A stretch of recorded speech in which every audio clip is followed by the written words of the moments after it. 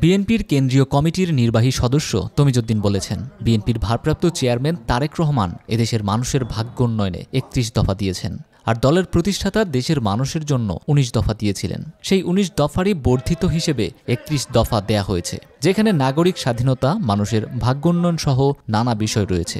এটি যদি বাস্তবায়ন করা যায় তাহলে দেশের মানুষের ভাগ্যের পরিবর্তন ঘটবে বলে আমরা বিশ্বাস করি।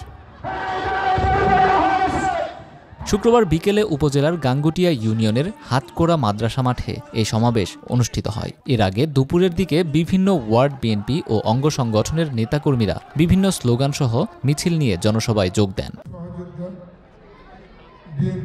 তমিজউদ্দিন আরও বলেন, শহীদ জিয়ার হাত ধরে আমার বিএনপিতে যোগ দেওয়া। প্রথম গ্রাম সরকার প্রধান ছিলাম। ধামরায়ে বিভিন্ন সময় নির্বাচন করেছি, বিপুল ভোটে জয়লাভ করেছি। এখানে এরশাদের আমলে একবার ও আওয়ামী লীগ আমলে ২ বার উপজেলা চেয়ারম্যান নির্বাচিত হয়েছি।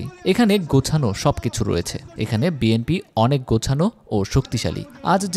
আজ যে জনসভা হয়েছে একটি ইউনিয়নের, সেখানে অন্তত ৬,০০০ মানুষ যোগ দিয়েছেন।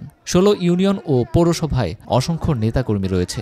বিএনপি সহ অন্যান্য অঙ্গ সংগঠনও কাজ করছে। আমরা আগামীতে ধামরায়ে বিএনপির জয় দেখব বলে প্রত্যাশা করছি। এজন্য দলের শীর্ষ নেতারা যে ঐক্যের ডাক দিয়েছেন, আমরা সেই ডাক মানুষের ঘরে ঘরে পৌঁছে দিতে চাই। উপজেলা বিএনপির যুগ্ম সাধারণ সম্পাদক মোজাম্মেল হকের সভাপতিত্বে ও গাঙ্গুটিয়া ইউনিয়নের বিএনপির সাধারণ সম্পাদক আনোয়ার হোসেনের সঞ্চালনায় এতে বক্তব্য দেন ধামরাই উপজেলা বিএনপির সাধারণ সম্পাদক শামসুল হক, সহসভাপতি রাকিবুল হাসান ফরহাদ সহ আরও অনেকেই।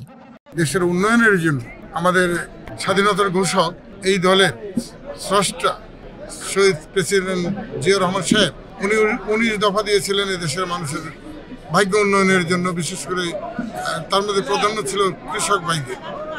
সেই ১৯ দফারই পরিপূর্ণতা পাওয়ার জন্যই আমাদের বর্তমান নেতা তারেক রহমান সাহেব ৩১ দফা দিয়েছেন।